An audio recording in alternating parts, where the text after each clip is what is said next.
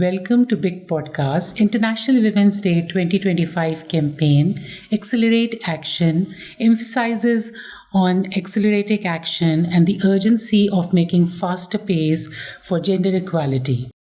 Across Pakistan, we have many such women who have ditched the stereotype and they have worked on accelerating action.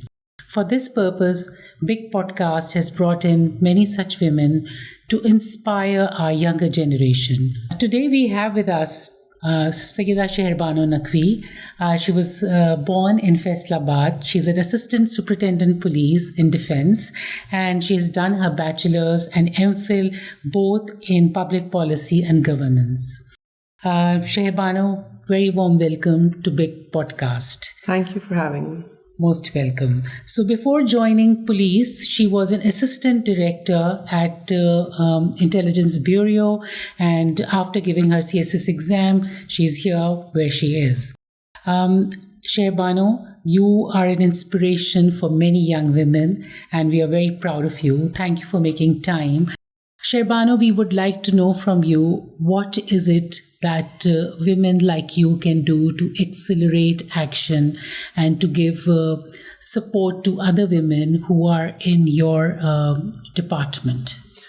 Okay, so when we talk about action, we're talking about real change and how big of a or small of an impact that you make on the lives of those around you and on the people around you. In the service that we are in, considering the kind of challenges that we face on a daily basis, it's very important for us to create an environment for the women who are working at the constabulary level, as well as the mid-tier, which is the sub-inspector level, and then where we are recruited at that level. In order to do that, we took up certain challenges across these 2 years. First being that we wanted to create a safe environment for all the children of the constables who live at police lines. So each district that we have has a police lines where the constables live, and you have to provide a safe environment to those constables. So alongside the male constables, you have the female constables. Right.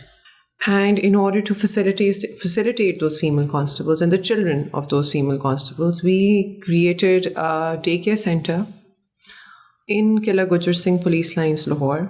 And this daycare center is not the regular run-of-the-mill daycare center. Okay.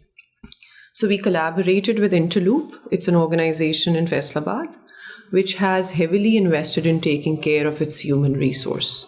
Okay. And they have one of the best policies for taking care of women and their children in Asia. So we requested them. They aided us in developing that daycare center in Lahore, where we divided the ages of the children into 2 categories. So you've got toddlers being dealt with separately in a separate room with separate facilities, and then you've got the children or kids over the age of 2 being dealt separately. Excellent. So their schedule is assigned, their reading material is there. You've got assistants or caregivers who are there 24/7. So this is the kind of daycare center that we decided to operate. That's great, and I'm sure this kind of facility will encourage more women to come towards police. And an occupation which is considered to be more male-dominated or something that is to be taken by male most of the time, I'm sure it will encourage more women to come in there, and the gender equality sounds, it's there. Exactly. So if women come into police, how do you think it helps? Okay, so I'm going to link this with the previous question that you asked. Okay. So that was the action that we took at the infrastructure level. Mm-hmm. How are you going to add to the existing infrastructure to help create a safer environment? Then you need to talk about the action that you might be taking at the cognitive level or at the not so material level, as to how you would be infusing emotionally and on the basis of perspective or on the basis of tweaking the perspective, empathy, concepts like being kind to the one who enters the police station from taking into consideration how he or she or they might want to be addressed. Right. And taking into consideration how they would like to be viewed as individuals, as a certain religious entity or as a certain minority. So having women there in the force allows you to connect with the victim better because they have more empathy as opposed to their male counterparts who have been going through the same routine over and over again and dealing with the same issues. Yeah. So let's say, I'll give you an example. Let's say we're talking about sodomy, or we're talking about child abuse, or we're talking about rape.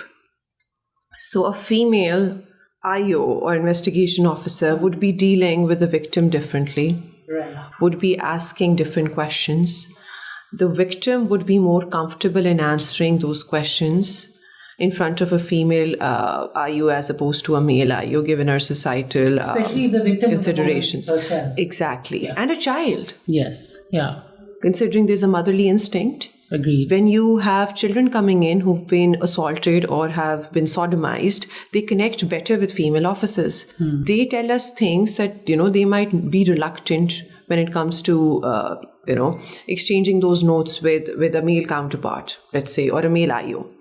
So this is the kind of perspective that females bring in when you look at how they aid in, making a more robust and more positive police force. So you have gender-based violence cells being established. You have MISAC centers being established for the minorities where you've got Hindus and Christians and Sikhs.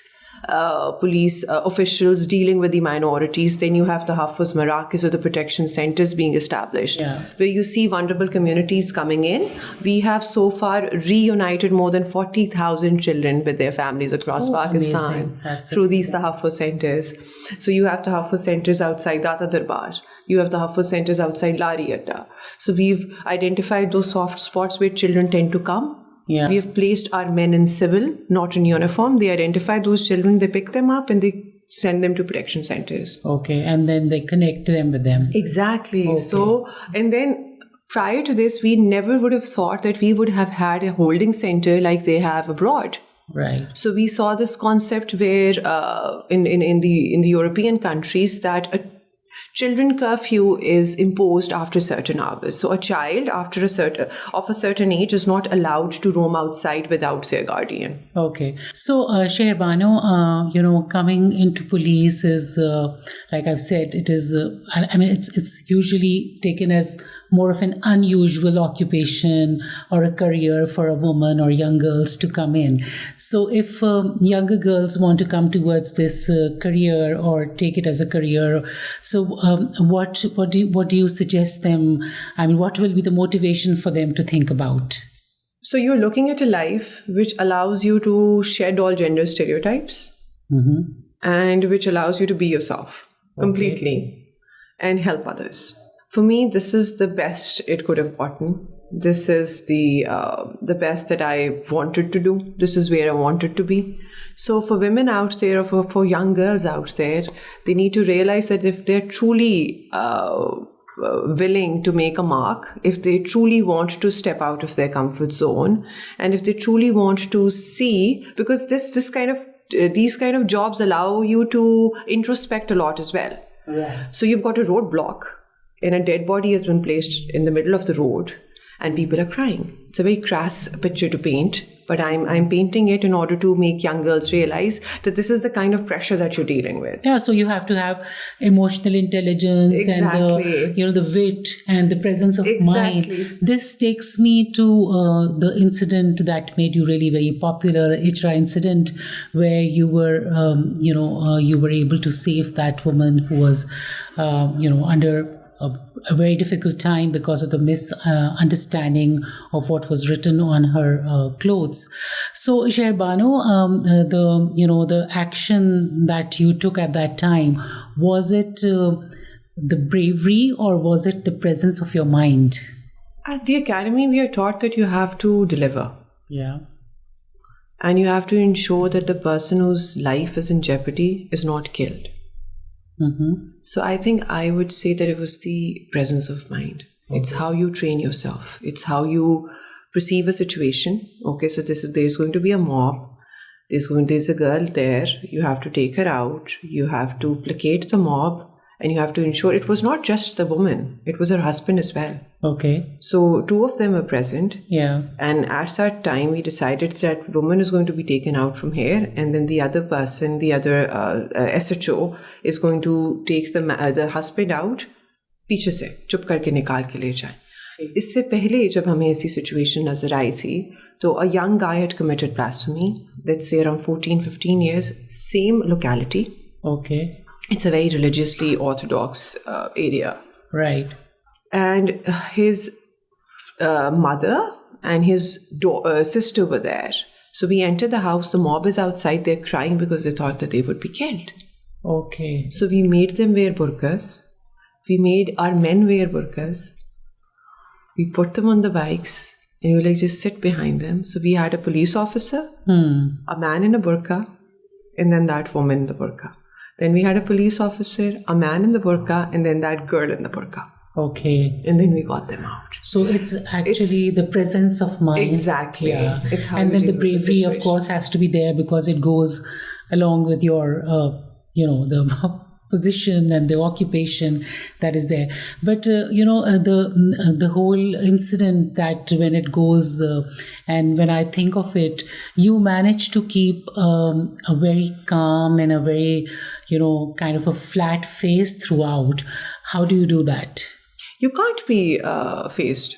You can't be in a position which allows you to, which allows others to decipher the emotional state or whatever is going on in your mind. Right. If you do that, everybody else is going to pry on that, right? So if you are looking confused, people would take an advantage of it. If you're looking worried, somebody is going to pry on your weakness. So you can't allow yourself to show the emotions that you're going through, regardless of whatever you're going through from inside. You have to put on a very brave face and you have to face the situation. How you do it, that's something that comes with time. And, you just, you do it on a daily basis as well.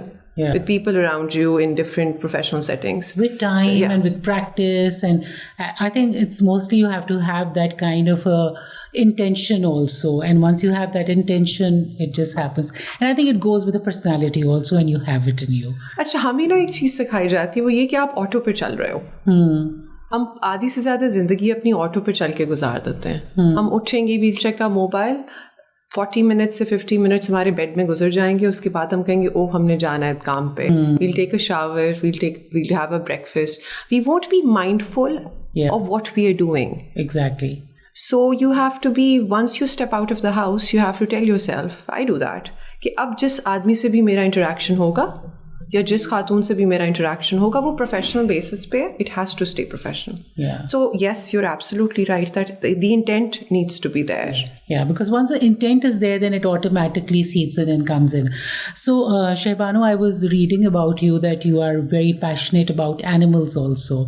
And you have been working for the sniffer dogs, the police sniffer dogs, and you have done some great work there. And you want them to be really taken care of in a very dignified manner, even after they kind of retire or complete their duration. So would you like to share with our audience, what are you doing about that? Okay, so we stumbled upon a very kind soul. Okay. She goes by the name of Anusha. She runs an organization which is JFK, Justice for Kiki. Okay. So we had these sniffer dogs coming in and we realized that we've been euthanizing them ever since the inception of the country. So we wanted those dogs to be adopted. We wanted them to be given medals and certificates and have a retirement ceremony and then be adopted. So we collaborated with JFK, made a list of all the dogs that are about to retire, and we started looking for families. And then we started interviewing people as to why they want these sniffer dogs. Okay. And finding safe homes for them. Right. Because these are the living things which ensure that any person who's walking into any enterprise or area is safe. Because until and unless a sniffer dog does not give a go-ahead that the area is secure for a VVIP or a VIP to enter, Right. The VVIP and VVIP does not enter. So that's the kind of service that they're providing. Excellent. So, and second, being empathetic towards the animals, it shows that it makes you a better human being. Certainly. And it has a direct impact on whether you would be committing crime in the future or not. So as a child, if you see animals being butchered, as a child, if you see blood on a regular basis, Shahdara में सबसे ज़्यादा crime क्यों है? आपकी मंडियां हैं, आपके सामने ऊपर घर हैं, नीचे शॉप्स हैं, बच्चा उठता है, वो आराम से देख रहा है और मुर्गी की ज़िबा हो रही है. तो कसाई सबसे अच्छा किलर इस वजह से है. दे किल बहुत क्लीन कट्स होते हैं जब वो बंदा मारते हैं. I should not be talking about all of this है, but still. So an individual is more, if they're more kind towards animals, they're less likely to commit some sort of heinous crime in the future. Right. So okay. So Shehbano, one last question before we close this podcast for today. What do you think? What advice you would want to give to our younger women? How they can accelerate action, and what can they do to break the stereotype about women, and how they can, bring in the equality in the society about the genders? So the first thing that you need to realize is that you always have to go an extra mile. Because you have to, unfortunately or fortunately, because it allows you to develop a certain sort of expertise and excellence in that area, you would be compared with your male counterparts. So you have to go an extra mile. Second, you have to ensure that you challenge all those stereotypes. A, women are too emotional. B, women cannot handle pressure. C, she would not be able to see through the lies. D, she's too much of a home girl and she's too pampered to go out and, face the challenges of whatever is happening outside the house. So these are the stereotypes that you have to break. The third thing is, or the fourth thing is, that you have to find your support system. It's very important for you to have a solid support system where you're getting genuine advice as to what you're supposed to do and what you're not supposed to do. And it's better if it comes from your family and from inside. The last thing is that you need to have a locus of control, which is internal and not external. You should not be looking for validation from external factors and external people. The only validation that you should be seeking is the validation from within. You should only be comparing your actions with whatever your parents and your loved ones have taught you while you were growing up. And whenever you're in a difficult situation or a fix, always go back to the basics. Always go back to that one friend who's been with you throughout the struggles of your life. Always go back to your mother or your father or your siblings. Ensure that whatever that you do comes from a very positive angle. Identify the gaps which you want to change and then find a way to change them. It seems like a very simple statement, but it's hard, and yet it can be done. Lastly, stay happy. Life is short. Thank you for the words of wisdom. In fact, pearls of wisdom. And thank you, Shehbano, for your time and being very generous for giving these advice to our young girls. We look forward to have you more on our big podcast. Thank you.